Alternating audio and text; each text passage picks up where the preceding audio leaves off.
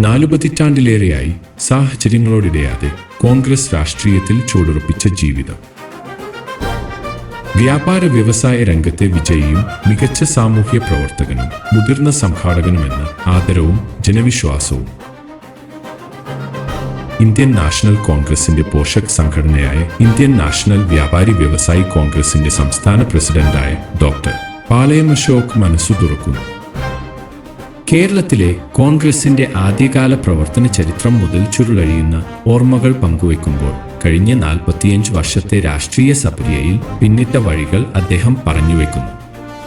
Doctor പാളയം അശോക് സംസാരിക്കുന്നു.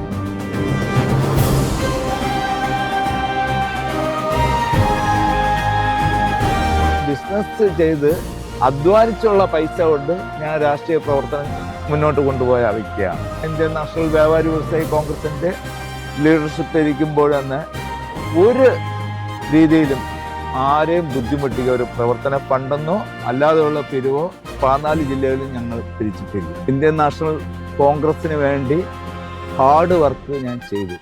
സമുദായത്തിൻ്റെ ആയിരുന്നാലും പാർട്ടിയുടെ ആയാലും സംഘടനയുടെ ആയാലും. ഇന്ന് നമ്മുടെ കോൺഗ്രസ് പാർട്ടിയിൽ ഒരുപാട് സീനിയർ നേതാക്കളുണ്ട്. രമേശ് ചെന്നിത്തലയുണ്ട്, ചെറിയാൻ ഫിലിപ്പുണ്ട്, അതുപോലെ തന്നെ KC വേണുഗോപാലുണ്ട്, K മുരളീധരനുണ്ട്. അങ്ങനെ ഒരുപാട് ഇവരൊക്കെ ആയിട്ട് വലിയൊരു അടുപ്പം സാറിനുണ്ടെന്ന് എനിക്കറിയാം. എന്നാലും ഇവരോടൊക്കെ അടുപ്പവും ഇവരോടുള്ള ഒന്നിച്ചുള്ള പ്രവർത്തനങ്ങളെ കുറിച്ചുള്ള ഓർമ്മകൾ എങ്ങനെയായിരുന്നു ഒന്ന് സാർ വിവരിക്കും.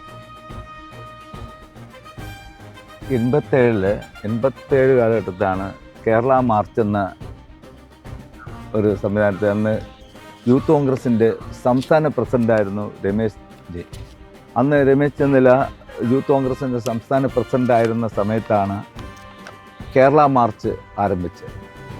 ആ കേരള മാർച്ച് 20 ദിവസത്തോളം യൂണിവേഴ്സിറ്റി കോളേജിൻ്റെ ഫ്രണ്ടിൽ ഒരു സ്റ്റേജ് ഉണ്ടായിരുന്നു. നമ്മളുടെ എല്ലാവരും ഇരുന്ന് അന്നുള്ള വർക്കുകൾ ചെയ്യാനുള്ള കാര്യങ്ങൾ നിശ്ചയിക്കാനൊക്കെ ഉള്ള ഒരു സ്ഥലമാണ്. ഇന്ന് ഹോർട്ടിക്രോപ്പ് വർക്ക് ചെയ്യുന്ന ആ സ്റ്റേജ് അവിടെ വലിയൊരു സ്റ്റേജ് കെട്ടി അന്ന് എല്ലാ ലീഡർഷിപ്പുള്ള ആൾക്കാരും 87 കാലഘട്ടത്തിൽ അവിടെ ഉണ്ടായിരുന്നു. ആ സമയത്ത് ഞാനും ഉണ്ടായിരുന്ന സമയമാണ്. അന്ന് ആ യാത്ര തുടങ്ങുന്ന സമയത്ത് ഇവിടെ നിന്ന് തിരുവനന്തപുരത്ത് തുടങ്ങുന്നു, ശംഖുമുഖത്ത് അവസാനിക്കുന്നു.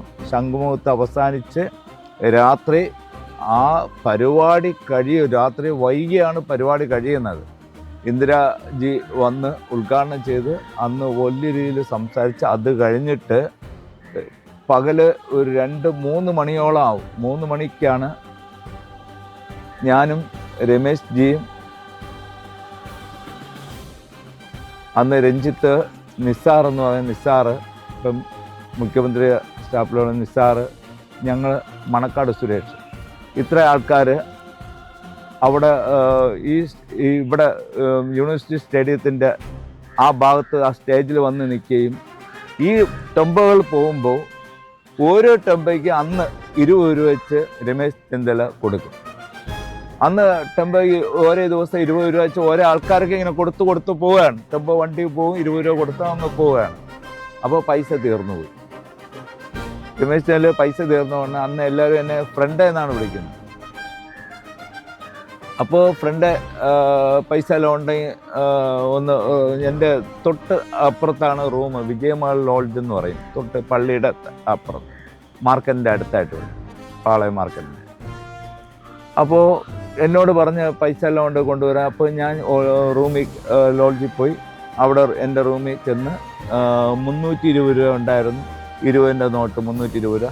ആ 20 രൂപ നോട്ട് കൊടുത്ത് 20ൻ്റെയും 10ൻ്റെയും കളറിലാണ് 320 രൂപ കൊടുത്ത് ആ 320 രൂപ ഓരോ ആൾക്കാർക്ക് കൊടുത്ത് 20 രൂപ വെച്ച് രമേശ് ചെന്നിത്തല കൊടുക്കുകയും അത് കൊടുത്തു കഴിഞ്ഞ് അവസാനിച്ചിട്ടാണ് ഞങ്ങൾ പിരിയുമ്പോൾ 5 മണി കഴിഞ്ഞു.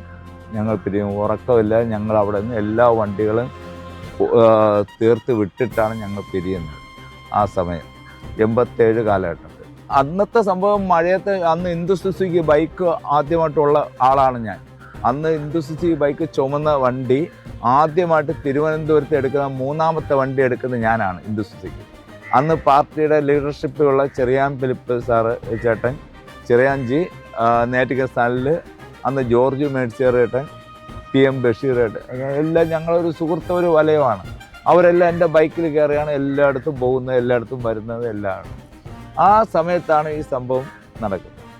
അതിനുശേഷം ചെറിയാഞ്ചിയായിട്ടൊക്കെ നല്ല ബന്ധപ്പെട്ട് ഇന്നും ആ ബന്ധത്തിനൊരു പോറലുമില്ല, നല്ല ബന്ധത്തിൽ പോവുകയാണ്. ചെറിയാഞ്ചി PM ബഷീറായിട്ട് നല്ല ബന്ധമാണ്. ഞങ്ങളെല്ലാം ഇടയ്ക്കിടയ്ക്ക് കാണാറുണ്ട്, എല്ലാം ബന്ധപ്പെടാറുണ്ട് എല്ലാം. ആ സമയത്തും രാഷ്ട്രീയത്തിൽ യൂത്ത് കോൺഗ്രസിൻ്റെ ബ്ലോക്ക് ജനറൽ സെക്രട്ടറി ആയിരുന്നു, ദേശീയവേദിയിലെ ജില്ലാ ഭാരവാഹിയായിരുന്നു പ്രവർത്തിച്ച് പോകുന്ന വ്യക്തിയാണ് ഞാൻ. ആ 90 കാലഘട്ടം, 90യുടെ ആദ്യ തുടക്കത്തിലെല്ലാം ദേശീയ ജില്ലാ ഭാരവാഹിയായിട്ട് പ്രവർത്തിക്കുകയാണ്. അന്ന് എല്ലാവരുമായിട്ടും ഒരു അറ്റാച്ച്മെൻ്റ് ഉണ്ടായിരുന്നു. അറ്റാച്ച്മെൻ്റ് എന്ന് പറഞ്ഞാൽ നമ്മൾ എവിടെ ചെന്നാലും എല്ലാവർക്കും വലിയ കാര്യമാണ്. ഞാൻ അധ്വാനിച്ച് ബിസിനസ് ചെയ്താണ് കാര്യങ്ങൾ. മൊബൈൽ എന്ന് ആദ്യം ഇറങ്ങിയപ്പോൾ ആദ്യത്തെ MLA ക്വാർട്ടേഴ്സിൽ ലീഡർഷിപ്പിലുള്ള ആദ്യമായിട്ട് മൊബൈൽ ഇറങ്ങിയപ്പം ആദ്യം മൊബൈൽ എടുക്കുന്നത് ഞാനാണ്. അന്ന് ഒരു ഇൻകമിങ് ഔട്ട് ഗോയിങ് ഒക്കെ നല്ല എമൗണ്ട് ഉള്ള എത്രയെന്ന് അറിയാമല്ലോ. ആ സമയത്ത്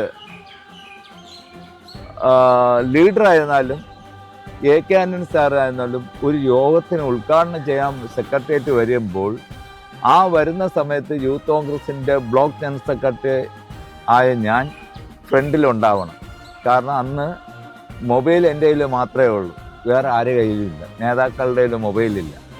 അപ്പോൾ എൻ്റെ മൊബൈലിന് ലീഡറെ വിളിക്കും, വീട്ടിൽ നിന്ന് ലീഡർ ലാൻഡ് ഫോണിൽ നിന്ന് കേട്ടിട്ട് ഉടനെ അവിടെ നിന്ന് ഇറങ്ങും. അതുപോലെ AK ആന്റണി സാർ വരികയാണെങ്കിൽ എന്നെ വിളിക്കും, എൻ്റെ മൊബൈലിന് വിളിക്കും, ഉടനെ ഇറങ്ങും. അങ്ങനെയുള്ള കാലഘട്ടം. അപ്പോൾ ആ സമയത്തും ബിസിനസ് ചെയ്ത് അധ്വാനിച്ചുള്ള പൈസ കൊണ്ട് ഞാൻ രാഷ്ട്രീയ പ്രവർത്തനം മുന്നോട്ട് കൊണ്ടുപോയ വ്യക്തിയാണ്. ഇന്നും അതുപോലെ ഒരു സംഘടന ഇന്ത്യൻ നാഷണൽ വ്യാപാരി വ്യവസായി കോൺഗ്രസിൻ്റെ ലീഡർഷിപ്പ് ഇരിക്കുമ്പോൾ തന്നെ ഒരു രീതിയിലും ആരെയും ബുദ്ധിമുട്ടിക്കുക, ഒരു പ്രവർത്തന ഫണ്ടെന്നോ അല്ലാതെയുള്ള പിരിവോ 14 ജില്ലയിലും ഞങ്ങൾ പിരിച്ചിട്ടില്ല. പാർട്ടിക്ക് ദോഷകരമായ ഒരു കാര്യവും ചെയ്തിട്ടില്ല. അത്രയ്ക്ക് നല്ല രീതിയിൽ മുന്നോട്ട് കൊണ്ടുപോകും. കഴിഞ്ഞ 10 കൊല്ലത്തിന് മുമ്പ് നമ്മുടെ ഭരണം പോയ സമയത്ത് അതിന് മുല്ലപ്പള്ളിയാണ് അന്ന് KPCCയുടെ പ്രസിഡൻ്റായിരുന്നു. അന്ന് ട്രഷറായിട്ട് കൊച്ചുമുഹമ്മദ് സാറായിരുന്നു ട്രഷറർ. അന്ന് ആ സമയത്ത് KPCCയുടെ ജനറൽ സെക്രട്ടറി ആയിട്ട് എൻ്റെ പേര് അന്ന് അനൗൺസ് ചെയ്യാൻ വേണ്ടി മുല്ലപ്പള്ളി സാർ ഇരുന്നാണ്. അനൗൺസ് ചെയ്യാനിരിക്കെ അന്ന് ഞാൻ പറഞ്ഞു, KK കൊച്ചുമുഹമ്മദ് സാറിൻ്റെ പറഞ്ഞ ട്രഷറായിരുന്ന KK കൊച്ചുമുഹമ്മദ് സാറിൻ്റെ പറഞ്ഞു, സാറേ ഈ ഒരു കാര്യം നമ്മുടെ ഇത്തിരി വോട്ട് ചേർത്താണ് നമ്മുടെ VS ശിവകുമാറിന്. അപ്പോൾ പുള്ളിയോട് കൂടെ ഒന്ന് ചോദിച്ചു. അപ്പോൾ ഒരു മാസമേ ഉള്ളൂ ഇലക്ഷന്. അന്ന് നമ്മുടെ ഇതിൽ സമുദായത്തിൽ ഒരാളിനെ KPCC വച്ചിട്ടില്ല. അപ്പോൾ എന്നെ KPCC ജനറൽ സെക്രട്ടറി ആയിട്ട് അന്ന് വയ്ക്കാൻ നിന്നിട്ട് അന്ന് ഞാൻ പറഞ്ഞു ശിവകുമാറിൻ്റെ കൂടെ ഒന്ന് ചോദിച്ചിട്ട് അനൗൺസ് ചെയ്താൽ മതിയെന്ന് ഞാൻ KK കൊച്ചുമുഹമ്മദ് സാറിൻ്റെ ഒരു രഹസ്യമായിട്ട് പറഞ്ഞപ്പോൾ എന്നാൽ അശോക് പറയും പോലെ എന്ന് പറഞ്ഞ് എൻ്റെ വണ്ടി കയറി അന്ന് യാത്ര തുടങ്ങി. എൻ്റെ വണ്ടിയിൽ ചെന്ന് ഞാൻ അവിടെ ശിവകുമാറിനെ ചെന്ന് കാണുന്നു. KK കൊച്ചുമുഹമ്മദ് സാർ ഇങ്ങനെ കാര്യം പറഞ്ഞപ്പോൾ ശിവകുമാർ പറഞ്ഞത്, അശോകന് വയ്ക്കുന്ന കുഴപ്പമില്ല, സീനിയർ നേതാവാണ്, അശോകന് വയ്ക്കുന്നത് നല്ലതാണ്, കുഴപ്പമില്ല. എന്നാൽ ഇതിൻ്റെ പൾസ് അറിയുന്ന 2 പേരാണ്, അവരോട് ആലോചിച്ചിട്ട് അനൗൺസ് ചെയ്താൽ മതി എന്ന് പറഞ്ഞു. അവരോട് ആലോചിച്ച് അനൗൺസ് ചെയ്താൽ മതിയോട് പറഞ്ഞോടെ അത് സ്റ്റില്ലായി.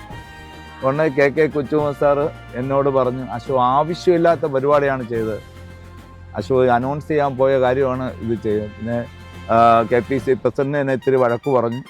അന്ന് ഈ അനൗൺസ് ചെയ്യാൻ പോയത് അനൗൺസ് ചെയ്യാതിരുന്നു. അതിൻ്റെ ഭാഗമായിട്ട് അന്നത്തെ ഇലക്ഷനിൽ അന്നത്തെ സമുദായത്തിൻ്റെ ഭൂരിഭാഗം ആൾക്കാർ ഇതിൻ്റെ കാര്യമായിട്ട് അശോകനെ പോലത്തെ ഒരു വ്യക്തിയെ മാറ്റി നിർത്താൻ വേണ്ടി ശ്രമിച്ചതിൻ്റെ ഫലമായിട്ട് അന്ന് കുറേ പരാജയം ഇവിടെ 14 സ്ഥലങ്ങളിൽ 13 സ്ഥലങ്ങളിൽ പരാജയങ്ങളുടെ ഒരു ഇത് സമുദായത്തിൻ്റെ വോട്ട് പാർട്ടി കിട്ടാത്തത് കൊണ്ടാണ്.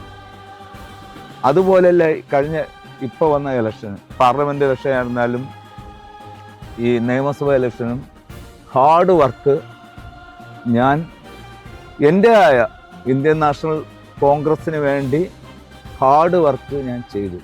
സമുദായത്തിൻ്റെ ആയിരുന്നാലും പാർട്ടിയുടെ ആയാലും സംഘടനയുടെ ഒരു വോട്ട് ചോർന്നു പോകാതിരിക്കാൻ വേണ്ടി എല്ലാവരോടും വോട്ട് അഭ്യർത്ഥിച്ചു ചെയ്തു.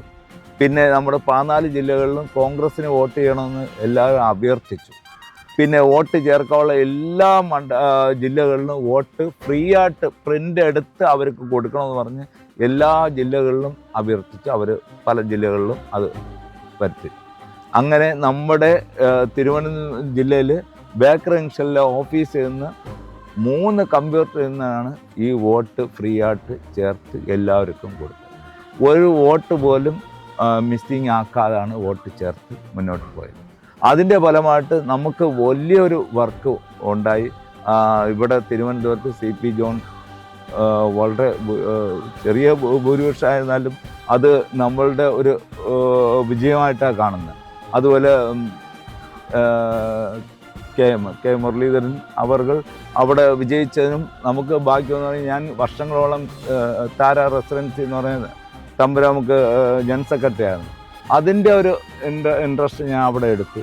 അതിൻ്റെ എല്ലാം ഫലമായിട്ടാണ് വലിയൊരു വിജയം, അല്ലെങ്കിലും ഒരു സാമാന്യ വിജയത്തിൽ രണ്ടുപേരും കയറി പറ്റി. അതുപോലെ മറ്റ് സ്ഥലങ്ങളിൽ MLA ജയിക്കാൻ വേണ്ടി ഞാൻ വളരെ സ്വാധീനം ചെലുത്തി. അവിടെ എല്ലായിടത്തും പോകേണ്ട സ്ഥലങ്ങളിൽ പോയി ബന്ധപ്പെടേണ്ട ആൾക്കാരൊക്കെ ബന്ധപ്പെട്ട് പാസ്റ്റർമാരെയും അല്ലാതെ എല്ലാവരെയും ബന്ധപ്പെട്ടാണ് ഈ വിജയം ഇവിടെ ഉണ്ടായത്.